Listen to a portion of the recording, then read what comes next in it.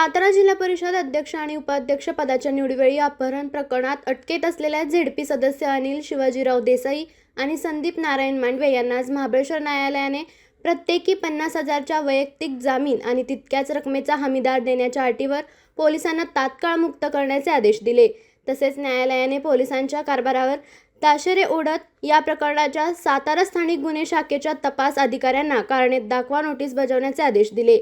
आज महाबळेश्वर न्यायालयाबाहेर राष्ट्रवादी काँग्रेसच्या कार्यकर्त्यांची गर्दी होती। काल या प्रकरणात ज्याचे अपहरण झाले होते ते बापूसाहेब शिंदे यांनी सातारा स्थानिक गुन्हा शाखेमध्ये हजर राहून माझे अपहरण झाले नसल्याचा जबाब नोंदवला होता। यामुळे आता सातारा पोलीस कारणे दाखवा नोटीसीचे उत्तर नेमके काय देणार हे पाहणं महत्त्वाचं ठरणार आहे।